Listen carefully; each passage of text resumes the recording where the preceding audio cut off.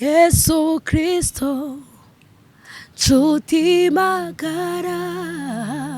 niwe wenyine wankuye mu mwijima shani nabarimo ndiguhamya imbabazi ze yangiriye njya umwana w'umuntu ndiguhamya imbabazi ze yangiriye njya umwana w'umuntu Rudi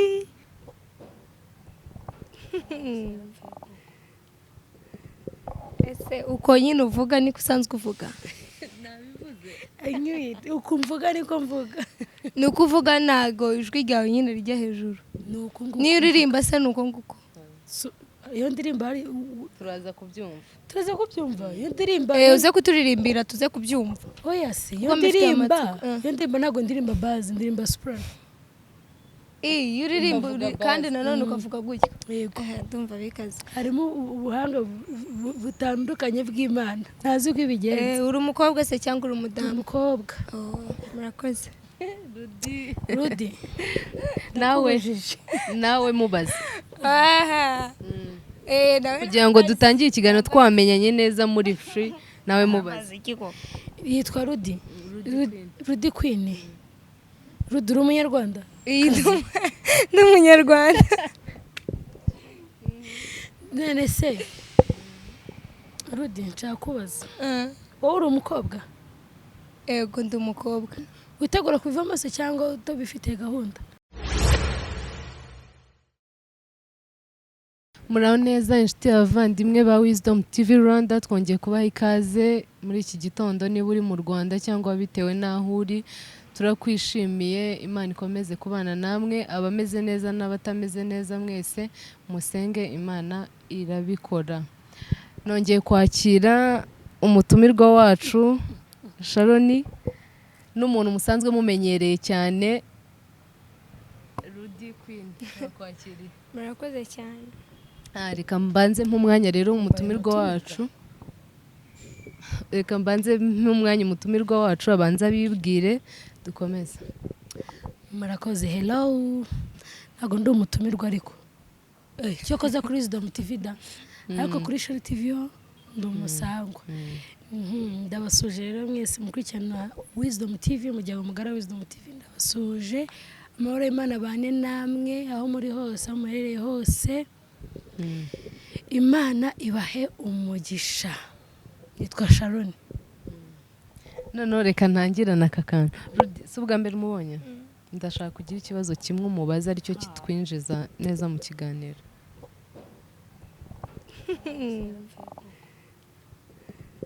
ese uko nyine uvuga niko usanzwe uvuga nabivuze uko mvuga niko mvuga ni uko uvuga ntago ijwi ryawe nyine rijya hejuru niyo uririmba se ni uko nguko iyo ndirimba hari turaza kubyumva iyo ndirimba uze kuturirimbira tuze kubyumva oya si iyo ndirimba ntabwo ndirimba bazi ndirimba soprano iyo uririmba kandi nanone ukavuga gutya yego ndumva bikaze harimo ubuhanga butandukanye bw'Imana ntazi uko ibigenza uri umukobwa se cyangwa uri umudamu umukobwa murakoze Rudi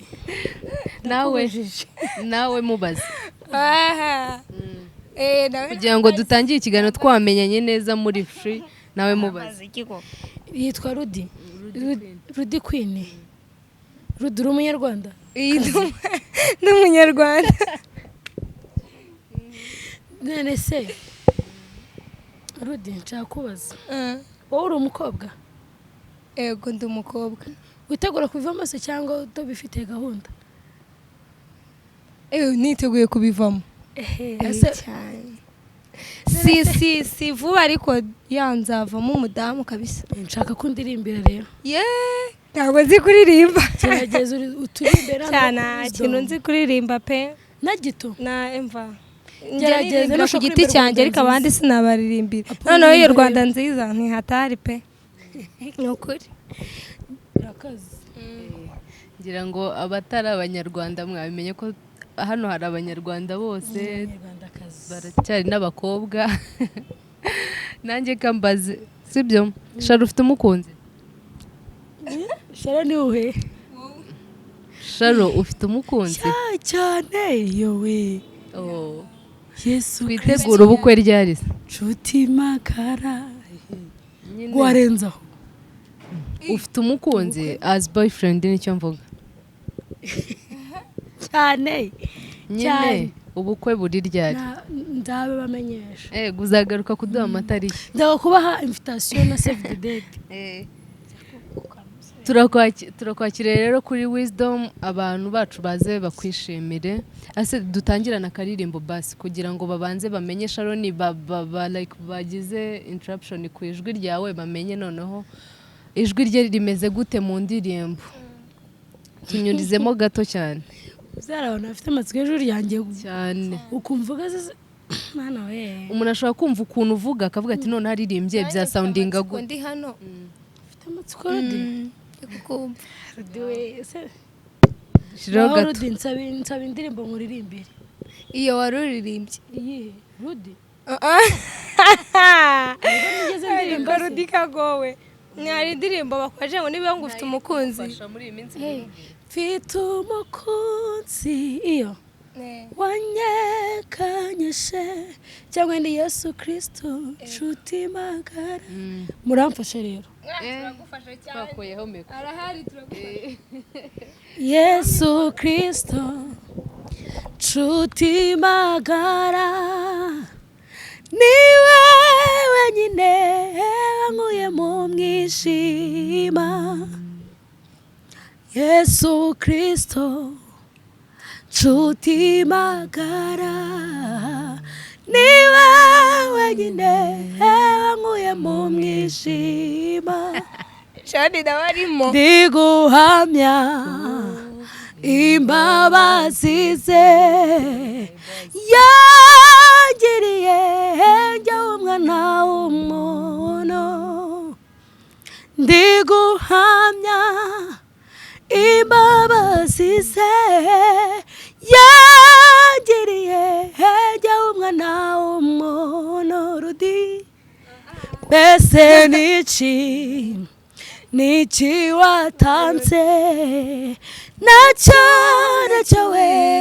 n'urukundo rwe rwinshi mbese niki watanze nacyo we n'urukundo rwe rwinshi imirimo harunkorera Yesu nzahora nkwirata singifite guhangayika Yesu ambereye maso shaka bisa pendemeye mfite ijwi pe nawe nagerageje nukurozi no kuririmba hari akandi kavuga ngo nta yindi mana nziringira namba nta yindi nzashira nzira zanjye imirimo ye ntabwo ikibarika ntigirondoreka irenze ubwenge rudi ni n'umuririmbyi ndabyumvishe rudi ufite ruto nziza urabizi ndaririmba ndagerageza bisanzwe ariko ni n'ubwa mbere nari numvise ijwi rya rudi indi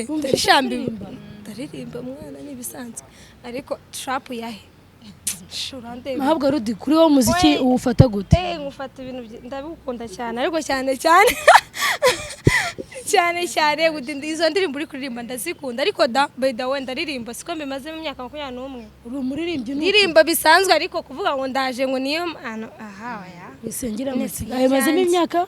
21 ubwo ni kuvuga ngo igihe nkivuka narimbaga korari ndi muri korari ariko nari nyine rudi amazemo imyaka 21 kandi ubwo se yaravuze tujye muri korari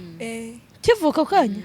bamubonye wanyoherezaga Ntabwo korali wanyoherezaga. n'iki. Wese Ayo muzi majwi, mfite ingahe? yego. uko biri kose hari iyo umaze muri kore 21 hari n'iyo wamaze hari n'iyo wamaze indi 5 utarajyamo cyane indi 5 ibintu bikomeye. Nese Sharo, ubundi impano yo kuririmba wayikuye he? Ni ibintu wize umuntu akwigisha kuririmba cyangwa like wararirimbye bumva ni byiza mbese ni karemano? rero ntabwo impano yo kuririmba ni ukuvuga ngo nta nubwo ndayiyumvamo kugeza ku kigero Nyine nshaka twe turabikubwiye ko tubizi kuko kuyifite. ubyumva nako ngako niyo ngiyo mfite ntabwo njyewe ukuntu ahantu namenyeye basi kuririmba nkamenya kurimbira muri note nkamenya ngo ndajyana na metronome niga muri secondaire mu wa mbere ntabwo njyewe nari nzi kuririmba nyine nako ngako gacyo wumva noneho ndavuga ariko nkajya numva nkunda abantu baririmba cyane numva nkunze abantu baririmba umuntu yaririmba nkumva wese kubera iki njyewe ntabishobora hanyuma joininga worship team yari ku ishuri njyamo nta kintu nzi Aramamagaye. ariko nkajya mvuga nkajya nyine mfite iryo shyaka ryo kuririmba hanyuma ukabura agiye nagusubije oya ntabwo aragenda reka nibwira kuri Wisdom TV numvaga mfite iryo shyaka ryo kumenya kuririmba nse kubera iki bari abo babishobora nabigenzane ndavuga reka ngeragere abantu bangisha nsanga rero nyine nangira kujya ndepetana nabo ariko njyewe naranabisengeye ndiyiriza pe navuga ni basi reka mbyereke Imana ingirire neza nizi minsi 3 niga muri secondaire like senior 2 senior 1 nizi minsi 3 nongera joining worship team ngenda mbigiraho bigenda biza ndanabikunda cyane n'umurimo nkunda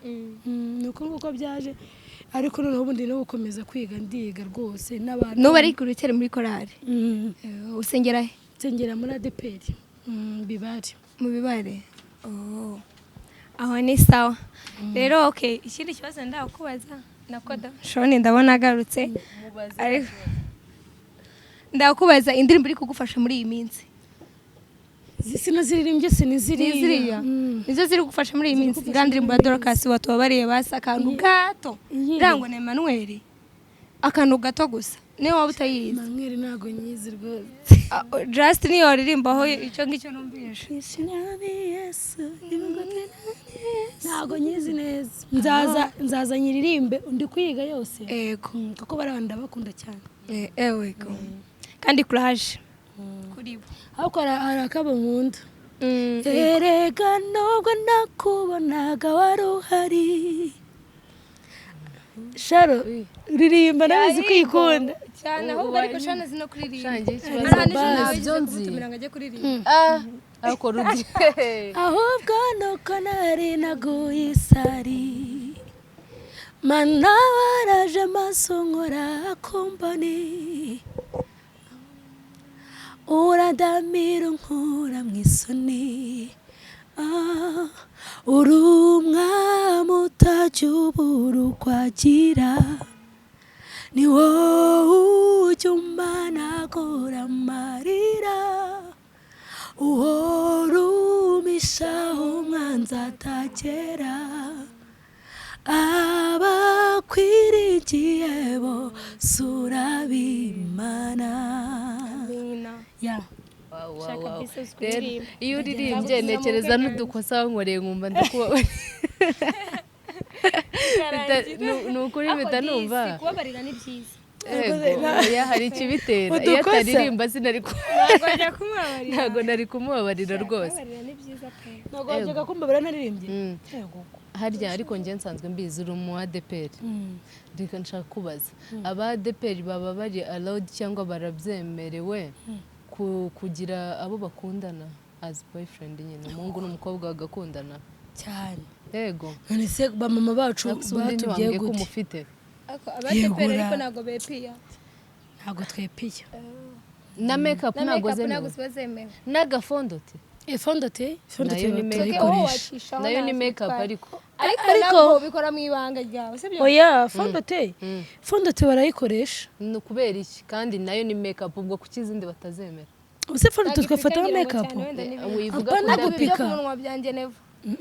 oya reka mbwire Sharo none se buriya ubundi fondote ukuntu njyewe nayifata njyewe ari ukuntu ushobora nko kwisiga amavuta akagufata kimeshi nyine nk'abantu bafite uruhu ruyaga rurimo amanuza ukanyuzaho bwenda nk'isume kugira ngo ureke kuyaga udafite iyo fondota ahubwo ufite n'iyo podre ntabwo powder kandi ufite yongera ubwiza gitafata poudre ugafata fondeta ega poudre itandukanye si kimwe se neva biratandukanye ni bimwe ni powder indi powder indi y'umweru expert mu kazi reka bigisha dusobanurira aho bitandukaniye biratandukanye poudre ni indi y'umweru kandi niyo uyisize iyi ngiyi bakoresha mu masaro uyisize ubumweru ariko ya yindi fondeta ni fondeta nyine aba bose none se ubu mutisigira y'umweru mukisiga kwa niyo y'umweru turayisiga ariko biterwa n'akara y'umuntu n'unuza n'uruhu rw'umuntu ubu se nk'aho bagusiga makeup cyane rwose sisiyo ni ntabwo twemeye makeup ariko ntabwo tuvuga ko abantu bisiga makeup batazajya mu ijuru ni doctrine z'itorero ni doctrine z'itorero ako at least wenda ibyo ngibyo ntabwo tucira imanza nibisiga makeup gusuka nk'imisatsi nk'utu ntabwo biba byemewe oya nyine kandi abenshi iyo mugiye kuryama muradusuka utu ngutu nyine uturyamye udututa ugiye kuryama dututa se si ibisuko izi ngizi nabyo kandi n'utundi udututa ubwo se utwo ni udututa cyane ko utadusutse nk'uryamye ngo nubyuka uduhambure oya nuko wayashatse no kutugira extension gute kubera ko nafunze inyuma oya dore hano harimo menshi iragaragara uwo ni umusatsi we ni umusatsi wanjye serious kodi we nyariko disi ugiye gusuka niyo baba bagiye gushyira menshi uko ibintu bimeze twebwe doctrine zacu zirari zikurikizwa ni amapantaro nta kintu nta pantaro umuntu ujya wambara ipantaro nabaho gute ibintu birakomeye doctrine zacu rero ibyo hari ibyo bitwemerera n'ibyo bitatwemerera gusiga inzara ntabwo bitwemerera gusiga inzara ibikomo ntabwo ariko bitwemerera haraho mwanyemera gusiga inzara niho honyine banyemera nyine niho honyine bakwemera ahandi si mwanyemera ni n'utu ngutu ntabwo tubyemerewe ariko ntabwo ari amabara mutambara wenda amabara oya ntabara tutambara n'izuba tutambara ni ukuvuga ngo twebwe na rabero na tiro ntabwo babyemewe tiro ntabwo yemewe na rabero ariko itari nyinshi ntabwo nasiga iminwa igatoha ubu umunwa wawe wakomeretse ntabwo washyira akarabero rega hariho twa tundi bashyiraho tw'umuti triple gross tw'umuti ukuntu ndi nyine banyemera bananjugunye twakwemera ukaza ukaba ariko ntabwo naba umuntu w'umukorari ntabwo waba umuririmbyi ntabwo waba umudiyakoni babaje se ndakuba joininga uzajoininga ariko minyone yaravuze ngo ajya aba umukanseri narembibonye nimugoroba akabwira umuntu ati umuntu akambwira ngo ngiwe ndi muri ADPR ngo barankanira ngo nshaka kwishamo ngo agaproduit byorohe gakeya ngo kandi ngo ndi umwanya ngo bakambuza kuririmba aramubwira ngo kubera iki se kandi doctrine bitabemera gushiramo iyo gakeya koroshye kubera iki cyo kumurimbya ngo igeho babyemera cyo kuzijya gufashirizwayo none se ndashaka kubaza niki wabwira abantu bafata ADPR nk'ubu mvuge gute ubwoko se mvuge nyine nk'abandi bantu yego bihariye ukuntu turi abantu nyine like imico imyitwarire ki hari abantu bavuga ati ngewe mu ADPR wapi ngewe uyu wapi wamubwira iki kubona iryo tandukanye hagati n'abantu ni ukuri ni nk'uko bavuga none se kamubwire ni nk'uko bavuga ngo nk'umusilamu abayisilamu bo nibambara bakageza hasi rero buri dini ryayo icyo nabwira abo bantu ni ukuri nibashake babihindure ADPR ntabwo ari twebwe njiji ntabwo ari twebwe baturage muri doctrine zacu tuzi kwambara tugasa neza okay sawa none se ubu washaka umutipe ukaraza imisatsi ntabwo babyemewe mu itorero ryanyu umutipe ukaraza imisatsi uretse ko nawe kubwawe utamwemera kubera iki se bemera uwuhe mutipe nk'ubu ugiye gushaka nyine umugabo bemera uwuhe mugabo nta formule ihari nyine ni ukuvuga ngo ufite umusatsi bamwemera sarimo abo dusengana bafite imisatsi gusa upfa kuba ariko ukaraze ntabwo byakemera washaka bemera gukaraga ni nabyo ariko sinabyiza ariko washaka umuntu wo mu itorero ryanyu cyangwa nyine w'umwadeperi ntabwo ashaka outside yenda tuvuge ngo ni irindi torero ni restoration aho ntabwo bamuvanamo ni ngombwa ngo abasengeye muri ADPR kereka aba muri restoration akaza muri ADPR naho njyewe ngiye ukamukura akava muri restoration akaza muri ADPR naho akomeza restoration se ntabwo akomeza ADPR yabitwaye iki njyewe hari icyo twita gutenga gutenga wowe iyo ugiye gushaka ahandi ntago babyemewe ngo mbe ushake muri ADPR ushaka umuntu uri muri ADPR nyine cyangwa ariko ni byiza ariko yari umu ADPR ariko ari umu ADPR noneho sharo tunasoza hari abantu benshi badakijijwe cyangwa bataramenya Imana hano hanze ni irihe jambo wabagenera ryo kumva ryo kwizera cyangwa ryo kumwumvisha ibyo binafata gatari ibya nyabyo ko bikora cyangwa ko binahari hanyuma tuhite tunasoza hari ijambo ryo muri Bible Yohana maybe 1:12 yavuga ngo icyakora bamwizeye bose bakemera izina ry'abayo bashobora kwitwa abana b'Imana hari buriya hajya haba itandukaniro ry'umwana hajya haba itandukaniro ry'umwana n'umukozi sibyo rero ntekereza ko umuntu ntago ngiye kujudginga umuntu buri muntu nawe agira isaha ye n'igihe cye cyo gukizwa niko nabyita ko ubundi tuvuga ko umuntu agira ubukwe kuvuka akizwa anapfa rero gukizwa rero ntago ari imbaraga z'umuntu zigira habamo imbaraga nini haba impact nini y'Imana ariko naba mobilizer wo kugira ngo umuntu akizwe n'ibintu byiza njye mbwira ngo naho ijuru bavuga ritabaho naho iyo kujya mu ijuru bitabaho naho iyo gakondo itabaho ariko byonyine kuba ahantu ufite amahoro birahagije cyane byonyine kuba uriho nyine uri umukristo wumva ukikijijwe hari kirazira ufite n'ibindi uziririza biguha amahoro cyo kirahagije rero nababwira bitewe n'imyemerere yawe ntago ngewe ndano kugira ngo mbwira ngo bajye muri ADPR mugire ute n'imyemerere yawe wakizwa ugakizwa ukemera Imana ukemera Yesu ugakora ibyo agusaba yego ngiye nawe ngo ukora ibi nanjye nibyo nakuze banyigisha nawe rero aho wemerera Imana aho ushaka kujya kuyemerera bafite uko bayemera ngo nawe ugenda uyemera kupfa kuba wumva ukijijwe muri wowe hari byinshi ureka n'ukuri iyo umuntu akijijwe n'ukuri hari ibintu byinshi aruhuka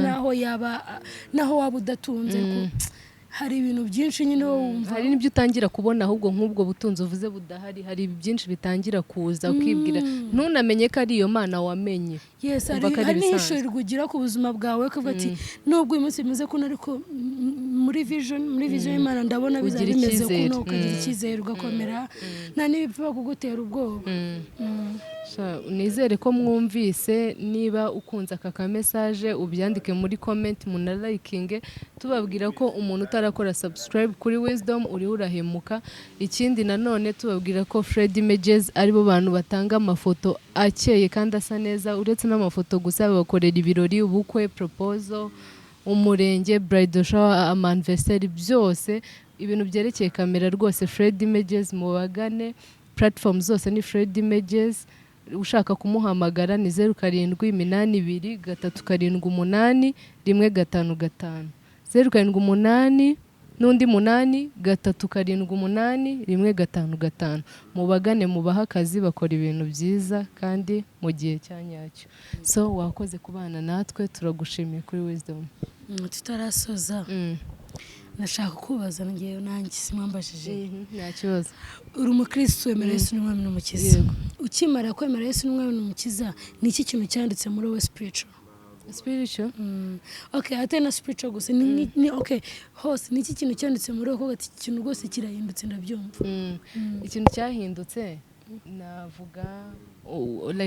hari igihe kinini ntajyaga ngira nk'umutuzo cyangwa nk'akantu kabagaho nkumva ibintu byacitse nkabigira birebire nyine nkumva birarangiye nkiheba mbese ariko ubu ngubu ibintu bisigaye bibaho nkavuga Imana irabizi cyangwa nkavuga ati ndaza gusenga ibi biraba nyine nkumva biroroshye biraza gukemuka kubera uwo namenye murakoze cyane nshimiye hano kuba kuri Wisdom TV yego nanjye mbabwira ibyo nkora nandi umucuruzi wa made in Rwanda ibitenge imitako imyenda y'abagabo amadress mbese ati muri rusange bakugana ukorera Kimironko hagana Kimironko ku isoko wahageze nakurangira bashiraho nimero zawe reka mbahe nimero mwatubonaho ni 079 54 60 72 3 079 54 60 72 3.